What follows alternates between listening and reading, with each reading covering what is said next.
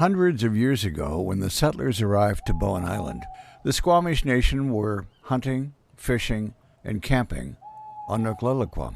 Cycles of logging, farming, brickworks from a rare blue clay deposit, and a dynamite plant, followed by tourism and housing development, have defined the years since. Some of the themes that arose during pre-election conversations suggest we're on the cusp of yet another evolution in our identity.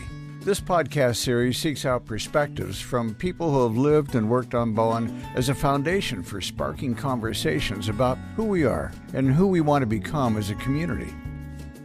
If you do a search on LinkedIn for Peter Frinton, you'll find him as a self-proclaimed retired local regional politician at Bowen Island. Peter's lived on Bowen for about 50 years, and he served on the Bowen Council 4 times. I had an opportunity to catch up with him recently to learn more about the political history of Bowen, how he got here, and who helped us along the way. So, can you tell us a little bit about yourself, what brought you to Bowen, and what are you passionate about? Well, it's hard to know where to start, but with regard to Bowen itself, I came here as a 10-year-old Sea Scout and came to a camporee at Cowan's Point. And there was a nice big meadow. I guess the Cowan's family kept cows or sheep or something, or had done in the past. And it was a perfect place. In some ways, it was more developed than it is now. There was a proper dock just beside the island there, in quite well, and came over in a decent-sized water taxi of sort, discharged everybody.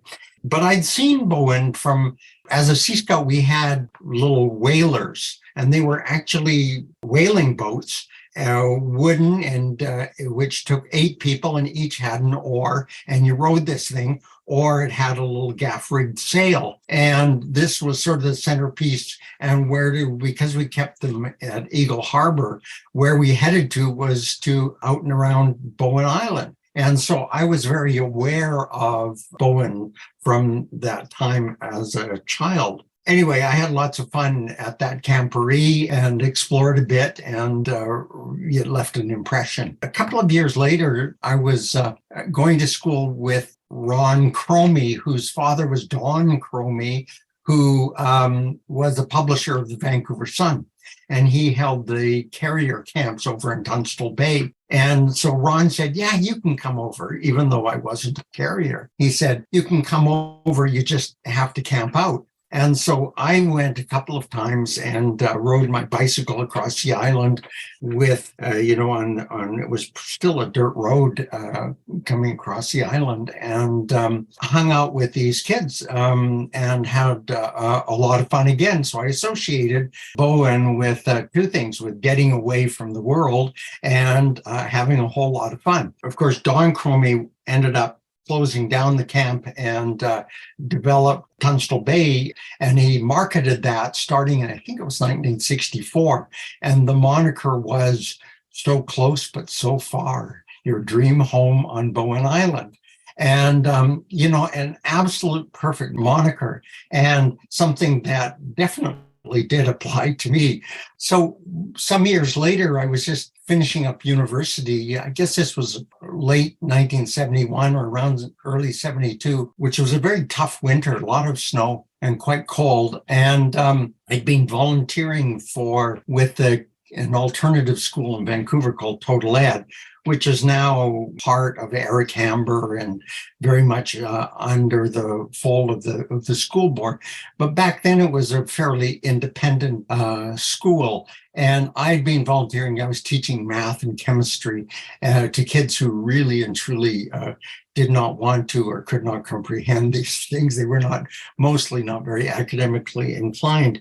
And the school recognized this. And so an item came up at a staff meeting saying, gee, there's this place on Bowen. It's an old homestead, and the tenants there have abandoned it because they call it Heartbreak Hill, because it was on the north slope and there was too much snow and they couldn't get up and down. And that family turned out to be the Weismillers, who are, of course, still on the island. But they wanted somebody to go have a look and see whether it was something the school might be interested in, to help round out what the kids' education was by having them be in a non-formal setup. And so I jumped at the chance and came over to look at it.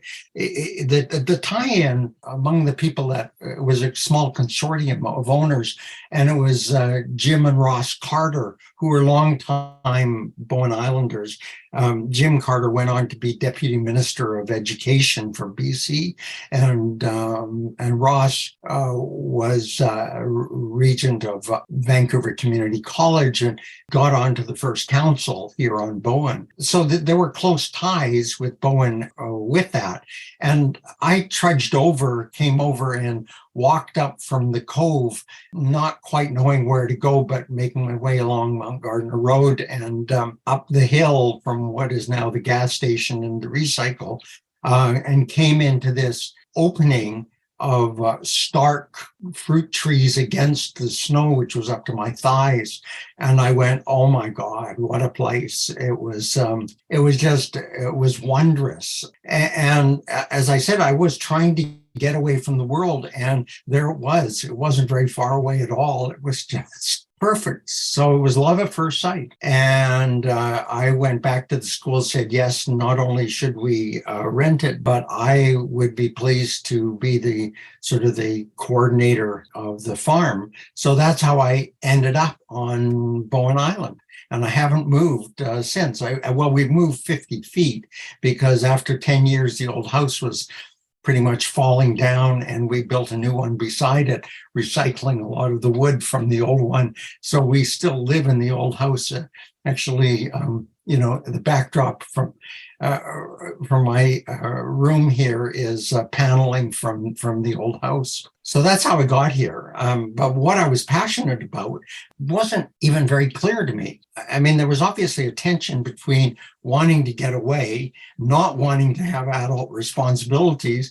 And on the other hand, I wanted engagement and I wanted community. And I found sort of both on Bowen very quickly, and got involved in things. Well, it took a while before I really got involved deeply. In the 70s, actually, I was attending political meetings. In the 80s, I was participating in them. And I ended up being Ross Carter's sort of right-hand man at GVRD, or what's now Metro Vancouver. I was the alternate director and got involved in the very first livable region plan and started thinking in terms of the region. And Bowen had not even literally been on the map. We were part of Metro Vancouver, but the map ended at Horseshoe Bay. And so my first thing was to say, well, actually, we are part of it as well. And I discovered over time, and others have discovered, that actually we punch above our weight in Metro Vancouver. We are a very able and dynamic member. Under Murray Skeels, when they had the referendum on, which was courtesy of Mr. Falcon, on transit, it failed everywhere except in Vancouver and on Bowen Island. So Bowen is very progressive. We weren't benefiting very directly from expanded transit, but we voted in favor of it, and we're one of two jurisdictions that did so. So Bowen is a special place, and I never regret having moved here. In fact, I worry about, will they just carry me off, or will they throw me off the dock? I don't know. So what would you say to somebody new to the island, or to somebody that wanted to move here? Well, if one person out of every 100 that comes and visits Bowen actually moved here, we'd be pretty overrun.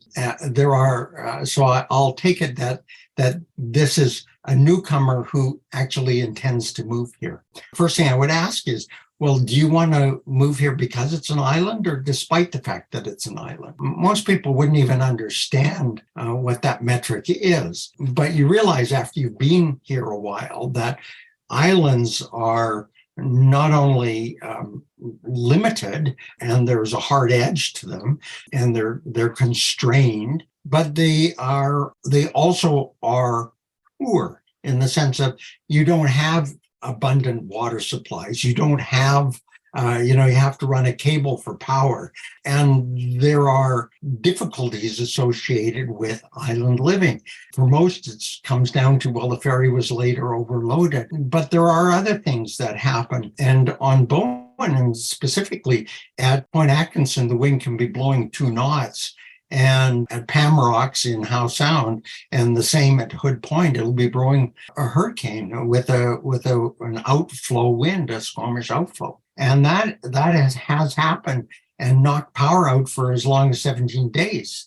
That happened in 1991. So there are cautions that people might be best to hear. The other thing is what the nature of community is in a closed community, or, I'm saying it's a limited small community. So it's probably the same in a small town in Saskatchewan. But, I think Ron Woodall captured it very well when he said Bowen Island is an argument surrounded by water, that you are essentially in it together. You never choose your neighbors, but in a bigger place, your neighbors, you don't necessarily interact with them. On Bowen, you often depend on them. You do interact with them. You share a driveway with them. You see them. They are, you tend to have your circle of friends are people who also live on Bowen Island, because you're not going out and not making it back on the last ferry.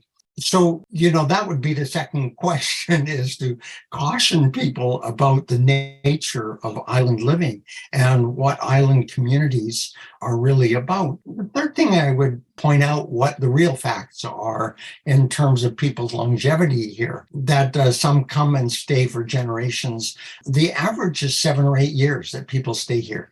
But the more likely thing is you have your children, and then and it's great when they're small, and then when they're teenagers, you'd never see them because they're, and you're driving them into hockey on Saturday mornings into town. And so you move off the island because it doesn't work for you. And the interesting thing is that those that stick it out, or even some that move, end up coming back, or their kids move off the island to get their education and get established in their careers, and then they move back and have kids. So there is a continuity there, which is quite remarkable. And I know from having been an island trustee and traveling to a bunch of the other islands that the feeling is quite similar elsewhere. So that would be what I would ask people is, do you know what you're getting into?